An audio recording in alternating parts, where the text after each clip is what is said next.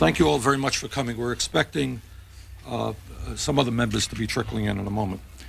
But let me begin. My name is Bernie Sanders, congressman from the state of Vermont. On November 8th, in an election in which only 38% of the people voted, an election in which low-income people barely participated, an election dominated by big money and right-wing radio talk shows, the Republican Party won barely over 50% of the vote. With that so-called mandate, the Republicans in the House are now proposing legislation which, if enacted, would cause intense pain and suffering for tens of millions of Americans, most primarily the weakest and the most vulnerable people in our society. At a time when the gap between the rich and the poor is growing wider, when the United States has the most unequal distribution of wealth in the industrialized world, when poverty is increasing, when 5 million American children go hungry, the Republicans are proposing to lower taxes on the wealthy and cut back severely on programs needed by the poor, the elderly, and our children. And what the Progressive Caucus is about is saying, no, you won't get away with that. At a time when the Cold War has ended, when all over the world people are thankful that the conflict that had gone on for generations between the Soviet Union and the United States is over, when Russia wants to join NATO, when American corporations are investing in tunes of billions of dollars in China, the Republicans want to increase military spending. And at the same time, they want to cut back on food stamps, which go often to hungry children, on the WIC program, on the school lunch and breakfast programs, on child care, on affordable housing, and on help for the blind and disabled. Frankly, I don't think that that is what America stands for. Tax cuts for the richest people, increased military spending when the Cold War is over, and causing more pain for the most vulnerable people in our society. Now, not only will many of us in the Progressive Caucus fight back against various aspects of the contract for America, but we also intend to bring forward alternative ideas that we think will make sense to the American people. We do not believe that our economy is booming when the real wages of American workers are in decline, when our manufacturing base is crumbling, as we lose millions of jobs as corporations go to third world countries. So we think, among other things, that we need a jobs program in America to rebuild our crumbling physical and human infrastructure. We think that it is wrong that American workers be asked to continue working for $4.25 minimum wage. We think it is appropriate that the minimum wage be raised. We think we've got to re-examine our trade policy. Many of us think that we have got to change law to make it easier for workers to come into unions so that they are better able to stand up and protect their rights. But the bottom line of all of this is that there are some of us in Congress who do not believe that the American people want to see fewer and fewer, wealthier and wealthier people dominate our political and economic lives. And we are saying that some of us have not forgotten the pain that is being experienced by working people and middle-income people and poor people all over this country. Some of us are not bought and sold by corporate interests and big money interests. Some of us were elected to stand up and fight for those people who don't have the power. And what we are saying today is that ordinary Americans are not going to be forgotten, and some of us are going to stand here and fight with them. Now let me introduce a gentleman who has been a real fighter in this Congress for many years, Major Owens of New York. We don't have the majority of the votes on the floor of the House. That's obvious, but we think we speak for the majority of the American people. This was an election where the oppressive minority, in my opinion, scored a knockout with a blitzkrieg, but you had about 36 to 37% of the people voting for House members. So less than half the people eligible to vote came out to vote, and they got a little more than half that. So there's no mandate. On the other hand, in the exit interviews at the polls, there was a clear message that was sent. We've all read summaries of those exit interviews. Some have chosen to get amnesia about one of the messages that the people sent, and that is that there's a great deal of anxiety about jobs and job security. White males are upset because they're not making enough money, but they have jobs. But other people are worried about losing the jobs they have, and then there are too many people who don't have jobs. They're just unemployed. So we'd like to be the voice of the majority, what I call the carrying majority that's still out there, the ordinary people who are concerned about their jobs. And at every level, we'd like to challenge the contract with America in terms of jobs, starting with welfare reform. The assumption is that there are jobs. That's a big lie. You know, I come from a district with a large numbers of welfare recipients, and every job you produce, I can produce 10 people who are ready to go to work right away. They'll stand in long lines to get jobs. So if there were jobs, there would be fewer people on welfare, and we welcome an effort to create more jobs so that people can get off welfare and go to work. They'd very much like to do that. Contract of America doesn't have a jobs program. Nobody is speaking about a jobs program, despite the fact that there's a clear anxiety about jobs in this country at this point. We're at the point where the global economics are taking over. There are going to be a lot of upheavals and changes, and what we need is a policy of job creation as a last resort by the federal government. This group will not be afraid to offer that as an alternative. I don't think it's absurd at all. I think we'd better get ready for a major problem, major upheaval, more unemployment, and producing jobs will deal with that problem, as well as many of the other problems that are talked about in the contract with America. Jobs are the #1 issue. There's plenty of work to be done. Work is not a job unless somebody pays for it. So the federal government will have to have a jobs program. That's not big government, because 90% of what would be produced in the jobs program would be carried out by private industry. If you're going to build schools or take care of the transportation infrastructure, most of the things that are done through private sectors, not big government. Bureaucracies don't build schools or roads. So we need to, however, have a policy where we understand that the economy there are two economies. There's the economy for the people who are making big profits, the stockholders and Wall Street. That's one economy. For working people, there's another economy. And that economy for working people means they're losing more and more jobs while there's a big boom going on. It's great that the boom is going on. It means that the nation has wealth. Our wealth is increasing, by the way, faster than our expenditures for Social Security. So we don't have to worry about the future. The wealth is there. It's a matter of how we're going to tap that wealth, how we're going to use that wealth for all of the people. We propose to begin by providing jobs and putting an emphasis on jobs everywhere in this process. We challenge the people who want to cut waste. There's plenty of waste in government, plenty of waste. And they should start with the entitlements that are not means tested. Let's start with the farm program. You know, nobody talks about the crop insurance and the farm price subsidies and the farmers' home loan mortgages. Well, we're talking about $50 to $60 billion of entitlements that are not means tested. Nobody wants to talk about the waste that the contract with America proposes with respect to defense. We need to give people a peace dividend, a tax cut which is a peace dividend, cutting the expenditures for Seawolf submarines and aircraft carriers and unnecessary bombing, and build up forces for engagements that are not going to be needed in the future. We speak for the carrying majority. They're blundering and unorganized, and they've allowed the oppressive minority to take over, but that's only a short-term venture. We think that if we are a clear voice, offering clear alternatives, we can win back what is necessary to control this Congress by providing the right leadership for the carrying majority. Jerry Nadler is a congressman from the state of New York. Jerry. Thank you very much. During this time of stepped-up and downright vicious assaults on low- and middle-income Americans, the role of the Progressive Caucus will become more crucial than even before. We agree with many of our colleagues and with many of the observations in the press that the electorate is angry. The election showed that. It's a fact that cannot be denied. Of course the voters are angry. Millions of our constituents remain unemployed.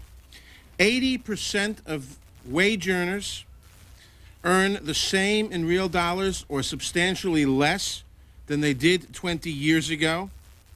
Even among those who are employed, millions do not have health care. Of course the electorate is angry. Will massive sweeping cuts in agencies that help the poor improve the lives of these Americans? I don't think so. Will establishing orphanages for the children of teenage mothers improve the lives of these Americans? I don't think so. Will a repeal of the assault weapons ban improve the lives of these Americans? I don't think so. And I venture to guess that the electorate doesn't think so either.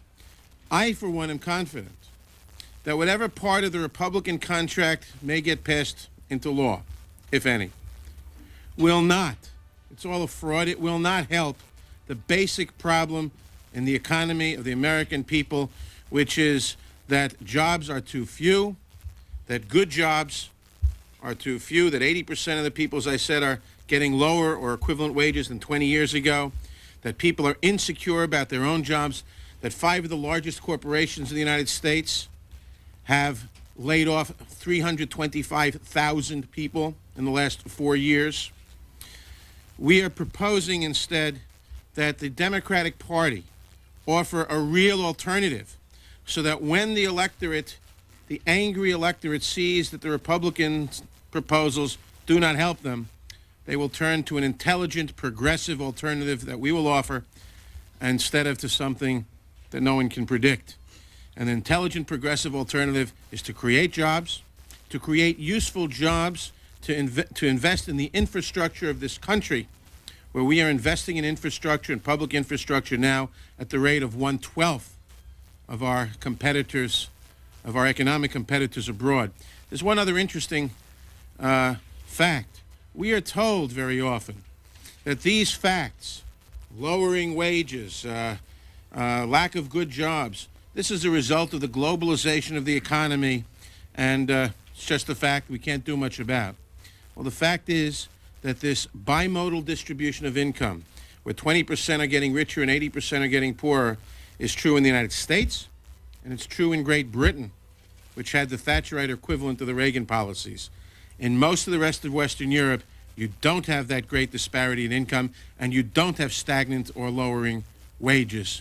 Countries can go in another course, and I am delighted to join in co-sponsorship of Congressman Owens' jobs bill for infrastructure, and I'm delighted to work with the Progressive Caucus to turn back the draconian and ill-conceived efforts that will be proposed by our colleagues in the 104th Congress, and instead work toward an agenda that will provide an alternative to truly improve the quality of life for Americans. Maurice Hinchey is a congressman from New York State. Well, we seem to be heavy on New York here today, but I think there's a lot of other people who are not here at this press conference from other parts of the country who support this initiative as well. I, too, would like to make the observation that there are a number of points, obviously, that were important about the previous election. Important among them is the fact that, first of all, most people stayed home. Most people didn't participate. Those who were eligible to vote did not participate. And those who did very often expressed their anger and anxiety. Secretary Reich has called this group of people the anxious class. And I think that that is an appropriate appellation for this group of people. They consist of the majority of Americans. They consist of most of the people that I represent in the 26th Congressional District in upstate New York. They are anxious about their future. They're anxious about their jobs. They're anxious about their ability to provide for their children. They're anxious about the ability of their children to get decent jobs and to have an increasing standard of living. And the fact of the matter is that for the last 20 years, the standard of living of the majority of Americans has either been stagnating or declining.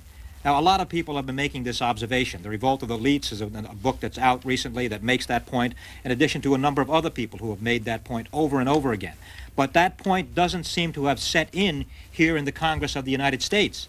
That people are anxious, they are fearful, they are deeply concerned about themselves, about their families, and about their future, because their economic conditions are not improving, and in fact, they are declining.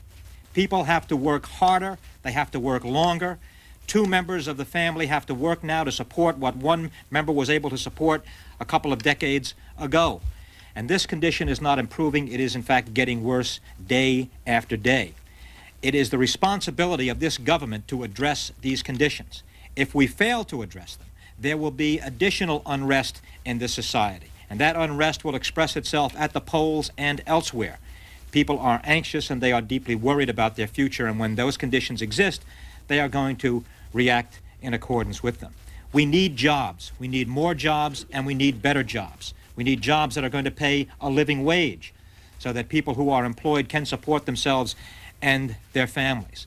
And what we're discussing here today is legislation which will provide for investment in America's future, the kind of investment that is being engaged in Japan, in Western Europe, and elsewhere throughout the industrialized world. Only in the United States do you find the failure of the government to recognize its responsibilities for transportation systems, for water distribution, sewer treatment facilities. All of these are essential to economic growth and development. In major parts of this country, water supply systems were laid down either late in the last century or early in this century. They're leaking at the rate of 50 to 80%. Sewer treatment plants are aging and becoming ineffective.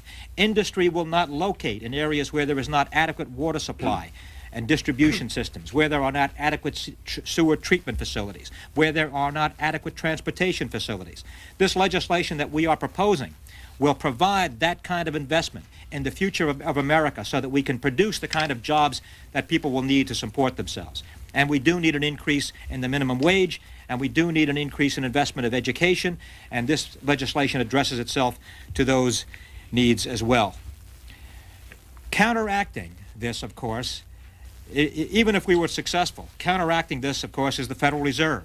The Federal Reserve continues to move in a direction which is opposed to economic growth and development, which fails to recognize that the majority of Americans are working for less and that their standard of living is either stagnating or declining.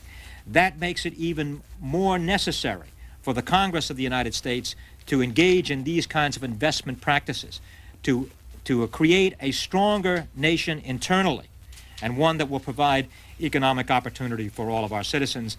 And I think that it's important for us, those of us who are of a progressive bent particularly, to provide an alternative to the initiatives of the new Republican majority, and also to form a nucleus around which a critical mass can evolve over a period of time.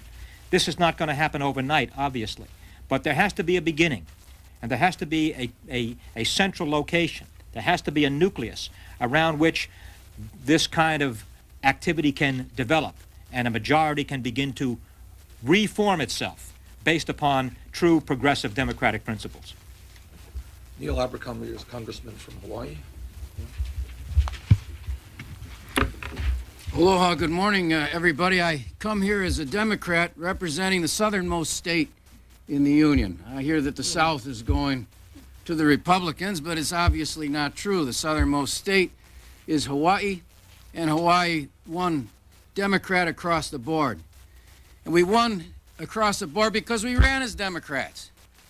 Harry Truman said, if you talk like a Republican and act like a Republican and run like a Republican, don't be surprised if people vote for a Republican. What we have to do is stop imitating the Republicans and start running as Democrats again. That means running on behalf of people, not running over people. Somebody said this is a contract on America. I think that's true. And I think that you can take the president's phrase about putting people first, and you can see what the Republican motto is: cut people first, cut their throats. That's what's going on right now. We have to take them on directly. You take welfare, so-called welfare. What about corporate welfare? Donald Trump gets to deduct 100% while he's bankrupt. He's told that he has to survive on $500,000 a month. $500,000 a month. You want to see swine at the trough? Just go on up to New York City and see Donald Trump. His big deal last year is picking on Indians because they're gambling. He wants to keep the Indians out of gambling. But I noticed all the Republican supervisors in Orange County couldn't wait to gamble with everybody's money out in Orange County. You can't even decipher. You'd have to be an astronomer to try and decipher what kind of derivatives those clowns were betting on in Orange County. And when the chief of the Board of Supervisors out there said, we don't even know where this money's coming from, but we're making millions. Now that's the level that we're dealing with, and I think that's the way we have to take them on. Now I'd be delighted. I hope we have these opportunities down in special orders to debate Mr. Gingrich and others in economics. It's amazing. We have a new intellect now in the Speaker of the House. I hope we get a chance to debate. We'll talk about wages. We'll talk about people having a real chance.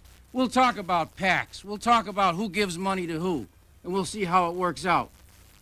When I was campaigning in the last election, you go before business groups, and they said they want the deficit down. Well, we did that. We brought the deficit down in absolute numbers. We brought it down in percentages. Business people back home either didn't believe it, didn't want to believe it, or didn't care. They wanted to see it in their paychecks. They wanted to see it up front. What we should have done was pass this $60 billion investment in America 2 years ago, at the same time that we were passing the deficit reduction bill.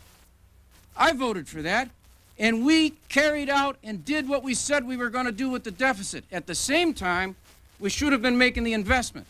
Now, how do the Republicans propose to do it? They want to slow down. Read this contract. See what it says. They want to slow down the deficit reduction. They want to increase investment. But where are they doing it? With Pentagon socialism. That's where they're going to do it. They're going to take care of the corporate pirates that are going to come in, not investing in the average ordinary American. Now, next time we get together, I'll have another sermon for you. I don't want to go on right now because I know you're probably anxious to ask us how we're going to pull all this off. Well, my attitude is, and I hope it's going to be the attitude of President Clinton when he takes that fistful of veto pens out, now we got him where we want him. And that's the way it should be. At long last, we're going to have a genuine battle on ideas, a genuine battle on where this country should be going and how we should get there. I'm looking forward to it. I can't wait for special orders. I can't wait for some of these bills to come up. I can't wait for the Republicans to start backing down. We were supposed to work 100 days straight.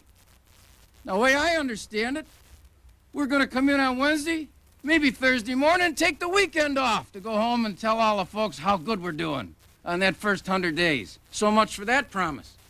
I understand from listening to my good friends on the Republican side of the Rules Committee, we're supposed to have open rules. We want to have all the amendments. But I understand the first thing we're going to have is a closed rule. No, I never was for that in the first place, so I don't have to worry about it. I'm going to ask them what kind of rules they're going to have. Is the first rule going to be an open rule or not? And if it's not, then they back down from that one. And if we're going to have the Congress operate under the same laws as everybody else in the country, I expect that Speaker Gingrich then will welcome the union organizers from the Service Employees Union when they come in to organize his office. And I expect every Republican and every Democrat in the Congress will be welcoming the union organizers. And they'll be welcoming the OSHA people. I understand that some of our Republican friends want to sell one of our buildings. Well, do you think we're meeting the fire and safety standards in this room right now? Hell, if a fire broke out now in this room, well, everybody be trampled to death. That may result in general cheering and approbation throughout the rest of the country, but your families might have some reservations about it. Now, I think what's going to happen as soon as we apply all the laws and rules is we're going to have to spend billions more on more government buildings in order to take care of that cut staff that the Republicans say they have. So this is going to be fun. This is going to be informative. This is going to be great. This is going to give an opportunity to the American people to see some real politics in action, see some real joining of ideas, and I can't wait for it. And I look forward to Speaker Gingrich and the rest of the crew coming in there, getting in there down with us on the floor, and him coming out there saying, God, Neil, if I'd only realized beforehand, I'd have been with you. Nydia Velázquez, Congresswoman from New York. Thank you. Good morning to everyone, and I'm very proud to be here this morning to embrace this legislation, and I will welcome our Speaker and the President, Bill Clinton, to support this legislation. The American public in this country, they want to change welfare as we know it. Well, we are presenting today the real solution to welfare as we know it. Change will be the buzzword here in Washington this week. However, I am very happy that at least one institution will survive the conservative onslaughts of the 104th Congress, the Progressive Caucus. It will fall to congresspersons like those here this morning to keep alive the faith in a more just and equitable future. This caucus will also bear the responsibility of speaking truthfully about the new majority in Congress and their plan for the nation. Quite simply, the so-called contract with America is a hoax.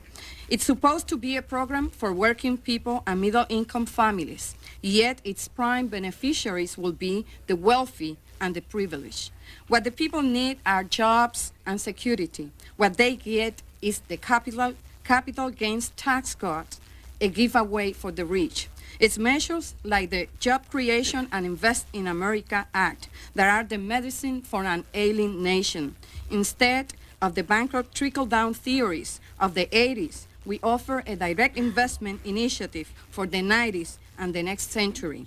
1 million jobs a year, a community development, school enhancement, occupational training, and health improvement. These are the remedies that working families have looking for to their government. Not rhetoric, just common sense solutions. Thank you. Thank you. Cynthia McKinney is a congresswoman from Georgia. Cynthia? I'll just say that, as you can see, we're a pretty colorful bunch. But the bottom line is that the Republican contract on America is going to be challenged, and the Progressive Caucus is going to challenge them every step of the way. Now, the most important component in all of this, the bottom line, is that we have to take our message out to the people. And that means that we're going to have to organize in our own districts. We're going to have to enfranchise new voters and new people, bring them into the political process. What we saw was some people are counting it as a mandate, but we really saw a lot of people choose to stay home. And we've got to bring those people in, and that's why this Progressive Caucus is going to go out into America with this message, with this challenge, and we're here to debate. As you can see, this is a quiet and shy crowd, but if coaxed, they might be prepared to answer a few questions. Yeah. What aspect of the contract will be challenged tomorrow on the first day of the 104th? Who wants to respond to that one? Tomorrow is well, I think tomorrow is going to be dealing with, among other things, the Rule. Three-fifths. Taxes for 3/5? Yeah, tax. All right. I think one of the clear goals of the Republicans is to protect the wealthy and to slash programs that working people, poor people, and middle-income people need. And one of the ways you do that is to say that it is impossible and make it very, very difficult to raise taxes. Now, at a time in which we already have an extremely regressive tax system, at a time in which corporations, for example, are contributing 50% less to the federal coffers than they did 40 years ago, and rich people have enjoyed huge tax breaks, what you want to do is protect those people and make it very difficult to pass taxes. Taxes in themselves are not an evil. The question is, where is the money going and who is paying? And I think I speak for everybody up here and many other people who say that it is not wrong to ask those people who can best afford to pay more in taxes to do so. But other people, Jerry, I want to make a point on that also. yeah. Let me just add one thing on that. The Republican proposal is to require a 3/5 vote of the House and Senate to raise income taxes. Only income taxes, not excise taxes. So progressive taxes, you would need a 3/5 vote to raise. Regressive taxes that don't tax the rich more than middle and low income people, you would not need a 3/5 vote to raise. So excise taxes, perfect example. Secondly, we're going to be asking a lot of questions. For example, we're going to be asking a question, what about corporate taxes? Are we really saying that of the major corporations that paid less than $100,000 or no in income taxes last year, or no income taxes at all because of their tax loopholes, that we shouldn't raise, that it should take a 3/5 vote to raise their taxes? Do we really want to say that for the corporations that are busy exporting American jobs abroad, that it should take a 3/5 vote if we want to raise the tax on their earnings from abroad, so as to put a heavier burden on their desire to export American jobs abroad? Why should these require a special supermajority vote, which is almost impossible to attain, when to raise an excise tax, which everybody, low income, middle income, rich, pay the same? A regressive tax would only take a majority vote. And finally, and obviously, it's unconstitutional. Well, I just want to make another point on this. What is being discussed here really is couched in the language of transferring responsibility back to the local level and decision-making activities back to the local level, couched in that kind of language, is actually, what is actually happening is passing the cost back to the local level. Now, anyone who has ever owned a home knows that the most oppressive tax is the real property tax, local real property and school taxes. Local real property and school taxes and local sales taxes across this country have been going up now for more than a decade. And you can trace it back to, among other things, the abolition of federal revenue sharing. When the federal government eliminated that act of transferring back to the locality some of the tax revenues that were raised at the local level, that forced local real property taxes up. And in the district that I represent, which consists largely of homeowners and people who pay real property taxes and school taxes, the most oppressive tax, the most hated tax, the most regressive tax, the most unfair tax is the property tax. And when the Republicans talk about having a 3/5 majority to deal with progressive taxes here at the federal level, what they're really talking about is raising local real property taxes back home.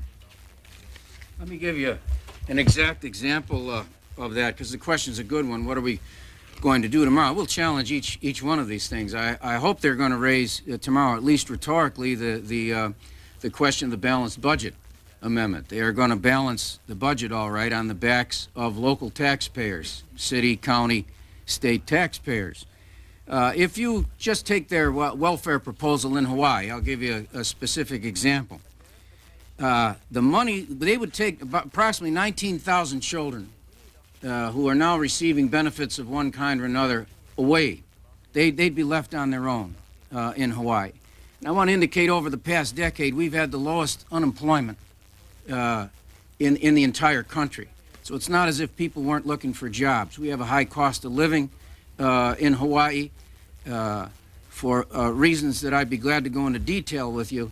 But the fact is that the cost of living is much higher than it is on the mainland. And so our employment nonetheless has been very, very high.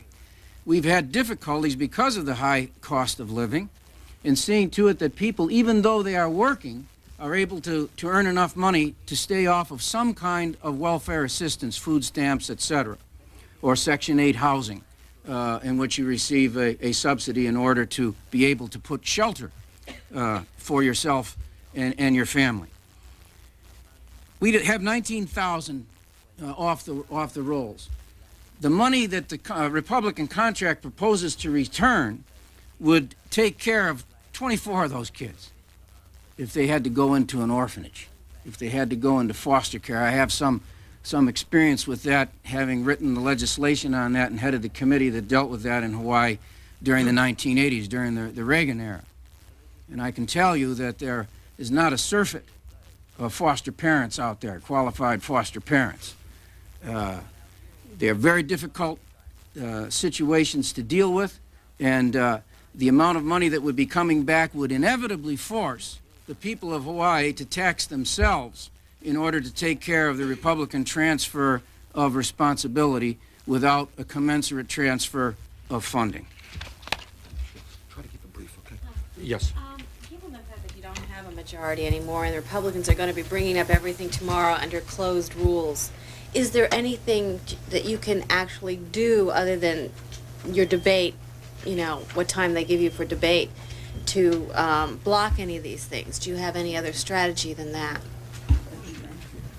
Well, you know, we will attempt to seriously challenge that kind of provision, the 3/5 for the passage of any tax bill, because that cuts away at the one man, one vote provision. You know, if you can do that on any legislation, then they'll do it again on some other favorite piece of legislation. We can't allow that to happen.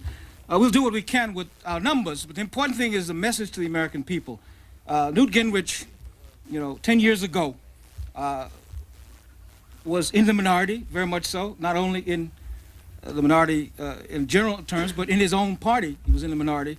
He put forth ideas and clearly was able to rally a core of people around him to gain some momentum to push those ideas within his own party.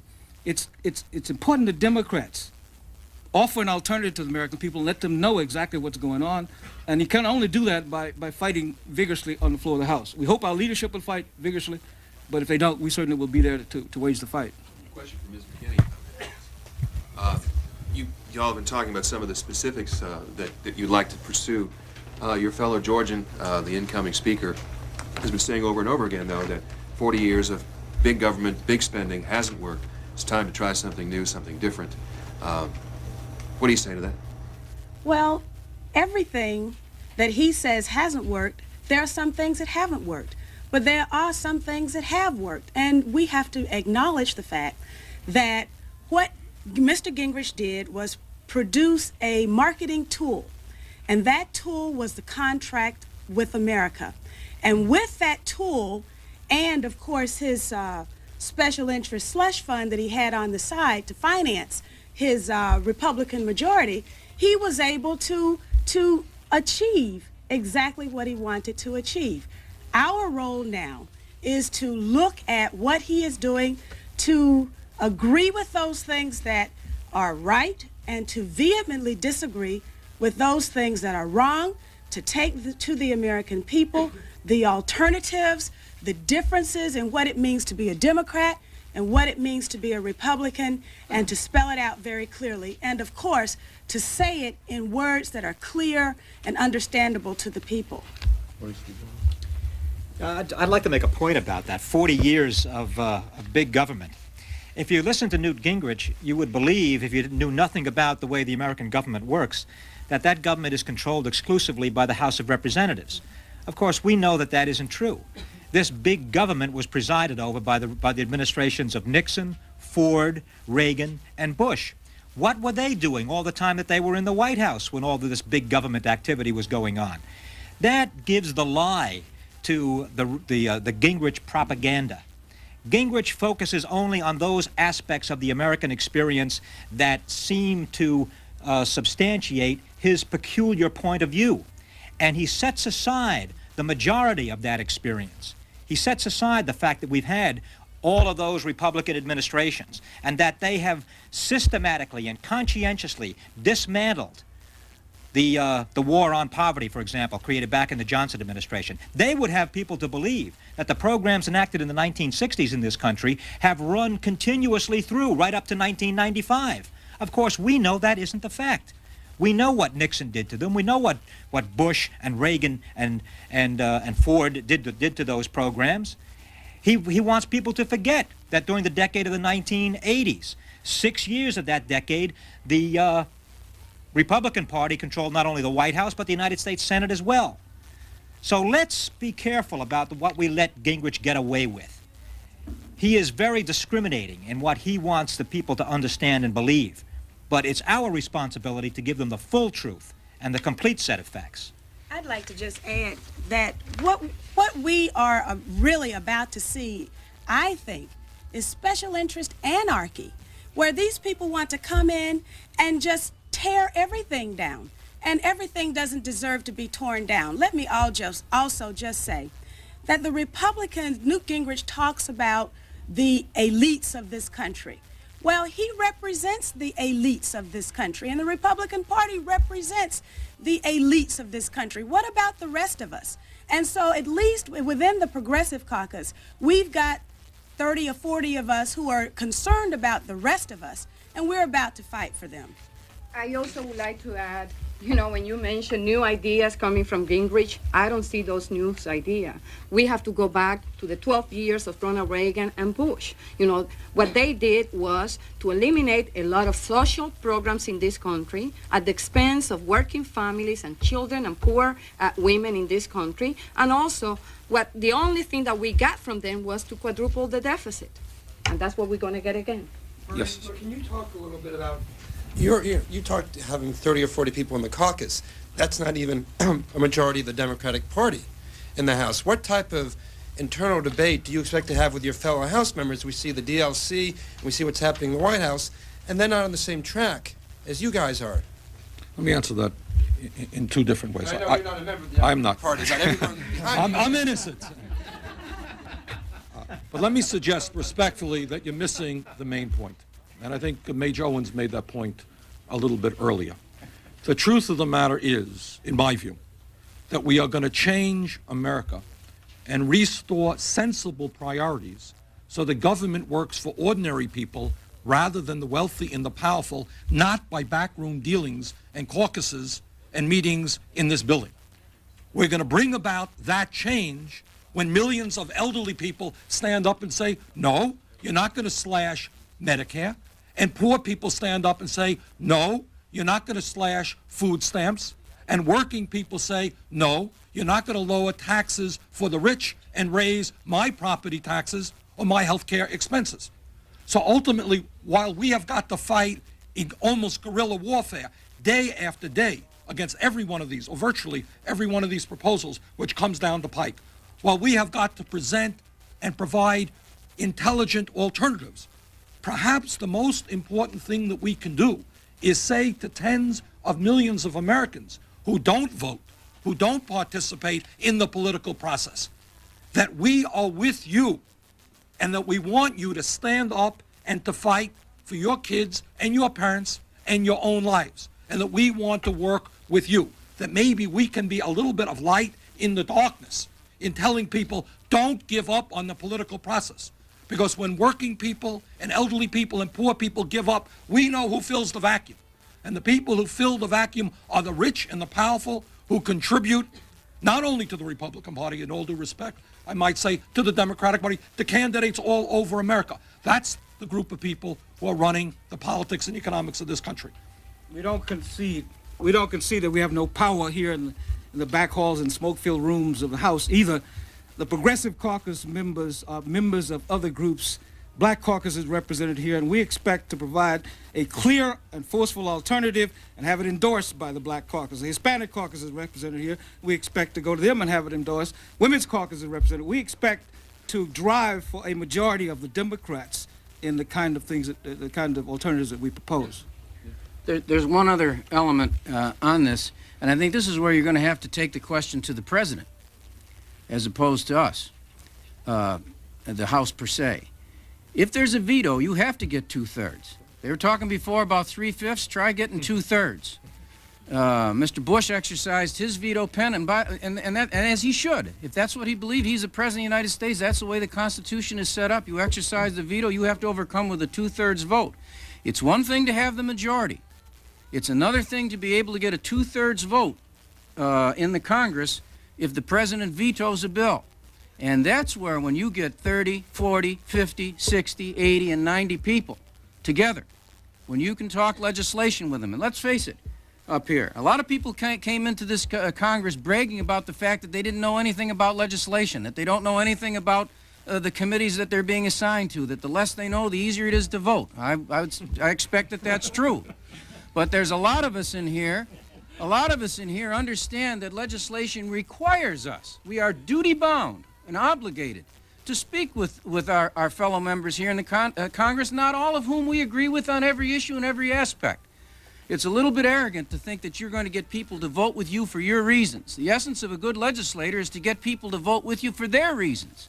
And so what we're going to do is try to appeal to our fellow members of Congress and to the President of the United States that asking him first to exercise his veto pen, exercise his veto power, and then we in turn will appeal to other members both of our Democratic caucus and the Independent caucus, whenever we can get him to sit down with us, and to Republican friends, to ask them then to consider the question of the veto and whether or not we can appeal to the interests that they see, the political and legislative interests that they see with respect to whether or not they want to overcome that veto. That's the real key, the veto pen. A bit of a subject change, but what is on this Congress's agenda when it comes to the abortion debate? In light of the recent shootings in Massachusetts, what should this Congress do? Well, let somebody else. You're shy.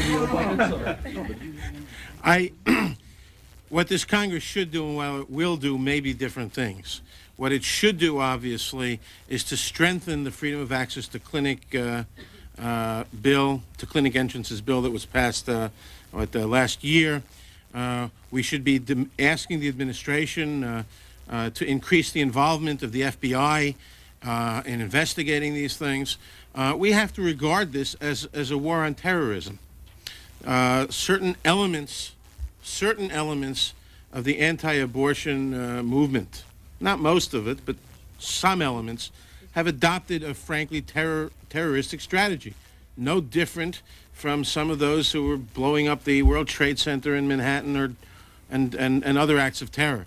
And we have to fight this, regard it as a war on terrorism, because we cannot permit, even the abortion issue aside, we cannot permit anybody in this society to decide that they, because they have a superior moral insight or a superior intelligence to everybody else in the country, are going to determine the policy of the country regardless of what the majority of the people say, the majority of the Congress says, and so forth. And that's what we're going to be trying to do. And I would suspect that even many of the anti-choice members will support cracking down on terrorism, because to allow this to go on, to allow that fringe of a movement or that element of a movement to get its way, is obnoxious and intolerable in a democratic society, and also would encourage people who feel strongly about other issues to do the same. So, Cynthia McKinney wanted to respond before. I just wanted to say that one way to put an end to this that won't cost any money, in addition to the things that Representative Nadler outlined, but that won't cost any money, is for those who have been hyping the hype to just be quiet, to sit down, be quiet, and stop this anti-choice, anti-woman hysteria that has taken over some of the airwaves. Another thing is that those people who are in leadership positions in the Republican Party who happen to also be anti-choice need to speak out and say that this is not acceptable behavior. We do not condone this, and they need to speak out against it. I haven't, quite frankly, heard our speaker to be speaking out against it. And also, we encourage the religious leaders in this country to speak out about this issue too. Yeah, let me just, yes. You talk about pressuring your fellow Democrats, pressuring the White House.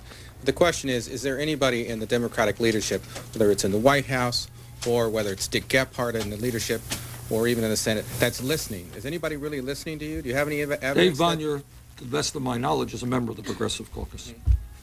And is anybody at the White House listening to you? We have met and will meet with the president. We think that some of the things that Secretary of Labor Reich talked about when he talked about corporate welfare, what he was saying is, before you throw poor children into orphanages and cut food stamps, look at what the rip-offs that corporations are getting. So we think Reich is there. But I think, again, to the degree that we are forceful, we're going to be able to rally a lot of decent members of Congress to do the right thing rather than go over to the right because they're not hearing a progressive point of view. The White House is too scared.